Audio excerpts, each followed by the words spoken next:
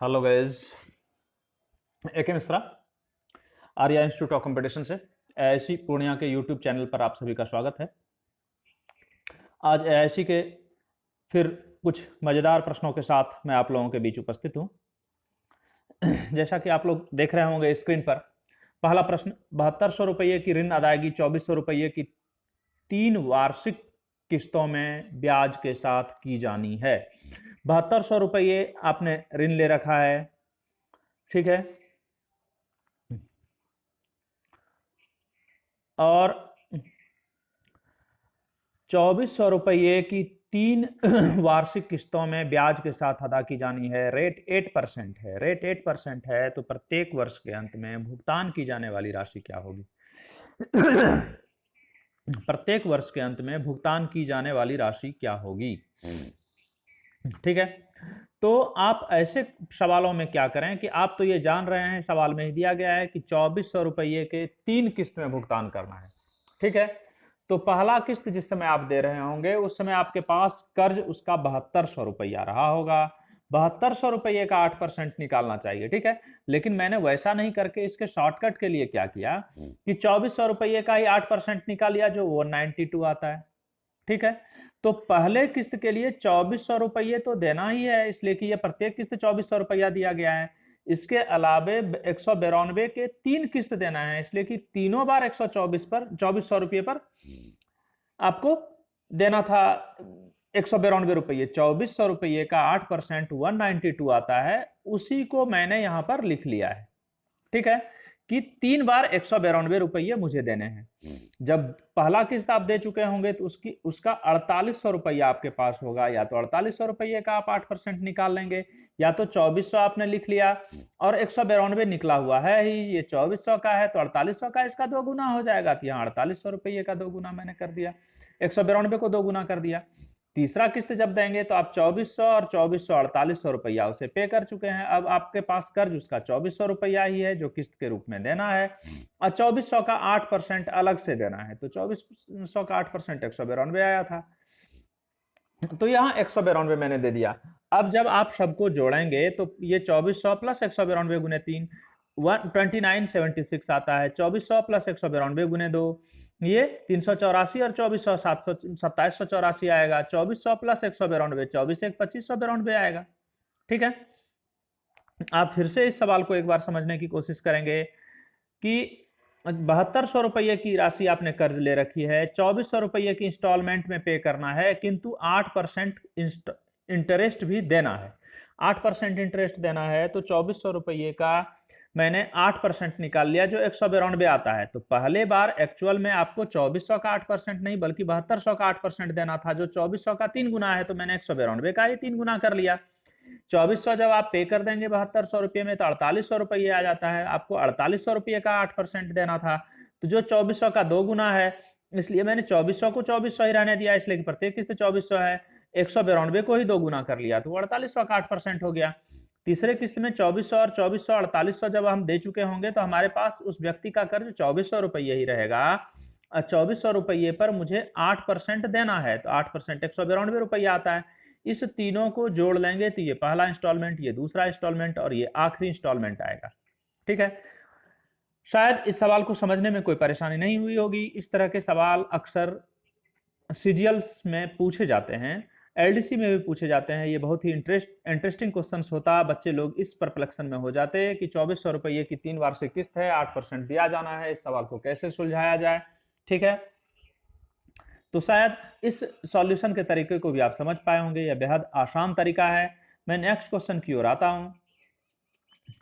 यह दूसरा सवाल है कि 1,48,000 रुपये को 3 भागों में बांटा गया है। ठीक है, पहले पर 4% 5 वर्ष, दूसरे पर 5% 10 वर्ष, तीसरे पर 10% 8 वर्ष। ठीक है, यहां पर मिश्रधन बराबर होता है, amount will be the same after completing the year.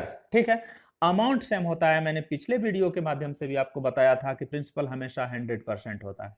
Principal हमेशा 100% होता है। तो पहला क्या है, ब्याज 4 गुने 5 यानी 20%। दूसरा क्या है, 5% 10 वर्ष यानी 50%। तीसरा क्या है, 10% 8 वर्ष यानी 80%। अब प्रिंसिपल हमेशा 100% होगा तो ये 20 + 100 120, 50 + 100 150, 80 + 100 180। जब हम इसको कटाते हैं तो 4 5 6 आता है। आप इसको इन्वर्स कर लें, जब आप इसको उल्टेंगे तो यह 1/4 1/5 1/6 आता है। ठीक है, 4 5 और 6 का एलसीएम ले लें, 4 5 और 6 का एलसीएम ले लें जो 60 आता है। 60 से जब 1/4 को गुना करेंगे तो 15 आएगा, 60 से 1/5 को गुना करेंगे तो 12 आएगा, 60 से 1/6 को गुना करेंगे तो 10 आएगा। ठीक है, तो मुझे अब रेशियो क्या ज्ञात हो रहा है, 15 12 और 10 इसी रेशियो में तोड़ लें। पहला हिस्सा अगर मांगा जाए तो 15/37। अब 37 कहां से आया, तो 15 12 27 10 37। ठीक है, अगुने जो भी आपको अमाउंट दिया रहेगा। ठीक है, कोई भी सवाल इस तरह का जब इक्वल करने के लिए कहा जाए तो आप इस तरह से बिल्कुल आसानी से कर सकते हैं। 37 से ये 4 बार में कट जाता है तो ये 15 चौकी 60,000। ठीक है, यहां से फिर 37 से 4 बार में कटा, चूंकि हमको बी पार्ट निकालना है तो 12/37 मैंने ले लिया। सी पार्ट निकालना होगा तो मुझे 10/37 लेना होगा। ठीक है, 37 से फिर ये 4 बार में मैंने कटा दिया, 4000 × 12 तो 48,000 रुपया। अब फिर ये सी पार्ट निकालना है तो 10/37 × 48,000 1 लाख। ठीक है, 1,48,000। तो यहाँ भी 4000 बार में कट जाता है ये, तो 4000 × 10 40,000 रुपया। ठीक है, शायद प्रॉब्लम नहीं हुई होगी, अगर फिर भी प्रॉब्लम है तो मैं एक बार फिर से समझा रहा हूं। ठीक है, अब सवाल दिया गया है कि 4% 5 वर्ष, तो पहला 5% हो जाता है। ठीक है, पहला 20% हो जाता है। दूसरा सवाल था 5 वर्ष 10%, ये 50% हो जाता है। ठीक है, तीसरा किस्त में था 10% 8 वर्ष, तो ये 80% हो जाता है। ठीक है, मूलधन मैंने हमेशा बताया है कि मूलधन को हमेशा 100% माने, तो 100 + 20 120, 100 + 50 150, 100 + 80 180। जब इसको अनुपातिक रूप से 3 से कटाते हैं 0 0 कटाने के बाद, तो 3 चौके 12 3 5 15 3 6 18। इसको उलट करके लिख लें 1/4 1/5 1/6। ठीक है, और इसका एलसीएम मुझे 60 प्राप्त होता है। 60 को 1/4 से गुना करेंगे तो 15 आएगा, 60 को 1/5 से गुना करेंगे तो 12 आएगा, 60 को 1/6 से गुना करेंगे तो ये 10 प्राप्त होता है। ठीक है, अब अगर मुझे फर्स्ट पार्ट केवल पूछा जाए तो इतना निकालने की कोई जरूरत नहीं। 15/37, अब 37 कहां से आता है, तो 15 12 27 10 37। ठीक है, अगर बी पार्ट निकालना हो तो 12/37 गुने 1,48,000। यदि सी पार्ट केवल पूछा जाए तो 10/37 गुने 48,000। ठीक है, ये सॉल्व कर लेंगे, यही आपके सवाल का आंसर होगा। ठीक है, अब हम आज के अंतिम सवालों की ओर आते हैं। ठीक है, इस सवाल से मैंने 2 सवाल बनाया है। ठीक है, इस सवाल को ही मैंने 2 तरीके से समझाने की चेष्टा की है। इसके पहले वाले सवाल को में दिया गया था 3 भागों में बांटा गया है। यहां पर दिया गया है कि ये 13,440 13,440 रुपये को 2 भागों में बांटा गया है। 4% 3 वर्ष। ठीक है, इसमें जानकर के मैंने मूलधन थोड़ा अल्टर उठाया है दोनों ही क्वेश्चंस में। बच्चे यही देखकर डरते हैं। ठीक है, जबकि इसमें डरने जैसी कोई बात रहती नहीं। 4% 3 वर्ष, 6% 5 वर्ष। ठीक है, अगले सवालों में मिश्रधन समान था तो मुझे क्या करना था, 100 जोड़ना था। यहां पर ध्यान देंगे ब्याज समान है, इसमें 100 जोड़ने की गलती बिल्कुल नहीं करें। इसमें 100 जोड़ने की गलती बिल्कुल नहीं करें। ब्याज समान है तो 4 तिया 12 और 6 पंचे 30। 12 और 30 को जब इक्वल करने का प्रयास करते हैं तो ये 2:5 आ जाता है। ठीक है, रेशियो में जब निकालते हैं तो 6 दूनी 12 6 पंचे 30 2:5 आ जाता है। आप इसको उलट लें। ठीक है, ये 5 जो होगा ये पहला हिस्सा होगा, ये 2 वाला जो होगा ये दूसरा हिस्सा होगा। कभी कभी सवाल में आपको कंफ्यूजन पैदा करने के लिए सवाल में पूछ दिया जाता कि पहला हिस्सा क्या होगा, या 4% 3 वर्ष पर लगाई गई धनराशि क्या है। ठीक है, तो वहां पर बच्चे ये 2:5 आता, 2 वाले को मार देते हैं। ऐसी गलती बिल्कुल नहीं करनी है। आपको इसको पलट लेना है। इसको पलटने के बाद ये 5 आगे आ जाएगा और 2 पीछे चला जाएगा। 5 वाले का फर्स्ट पार्ट जो होगा वो 5 वाले के हिस्से में आएगा। तो 5/7 7 यही 5 + 2 7 है। आपने प्रीवियस क्वेश्चंस में भी इन बातों को देखा था। मैं फिर से बताया दे रहा हूं, इस तरह के सवालों में भूल से भी 100 जोड़ने की चेष्टा ना करें जब तक कि मिश्रधन बराबर करने के लिए ना कहा जाए। आपको मिश्रधन बराबर करना है तभी आपको 100 जोड़ना है, नहीं तो नहीं। ठीक है। अब अगर दूसरा पार्ट 5/7 गुने 13,440, 7 से ये कटाते हैं तो 192 टाइम्स में कट जाता है। 19 पचे 95, 2 पंचे 10 यानी 9600 रुपया। अब ये 2/7 अगर करते हैं तो ये भी 1920 से कटेगा, तो 19 दूनी 38, अब 20 दूनी 40, ये 3840 रुपया आया होगा हमारा, जैसा कि आप स्क्रीन पर देख पा रहे हैं। अब देखिए प्रीवियस क्वेश्चंस में मुझे दिए गए थे कि 5% 3 वर्ष और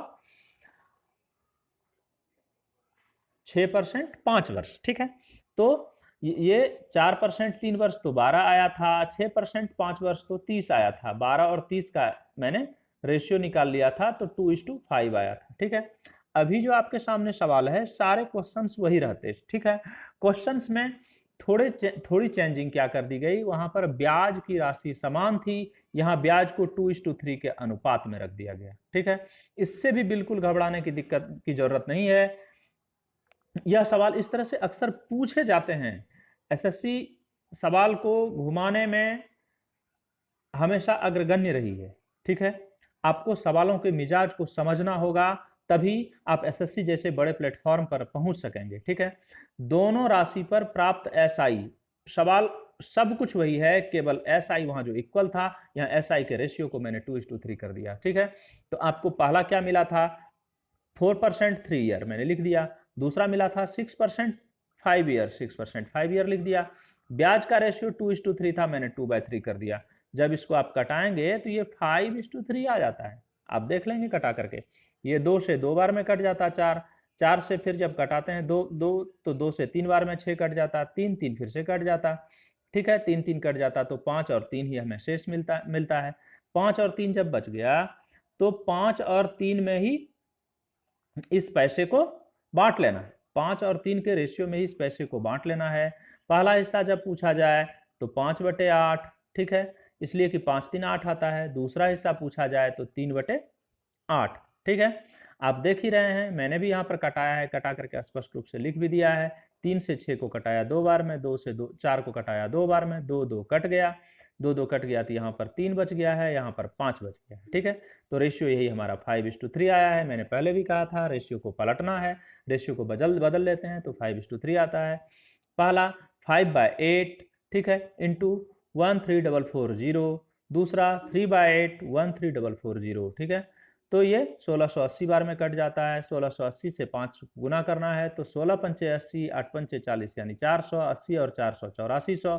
यहाँ पर 1680 को 3 से गुना करना है तो 16 तिया 4800 और 8 तिया 24 यानी 240, 4800 और 240 जोड़ते हैं तो मुझे 5040 रुपये प्राप्त होते हैं। शायद आप लोगों को कोई परेशानी नहीं हुई होगी आज के वीडियोज में भी, ठीक है। मैंने बहुत ही कम क्वेश्चंस उठाए थे, लेकिन उम्मीद करता हूं आपको सारी बातें समझ में आ रही होगी, ठीक है।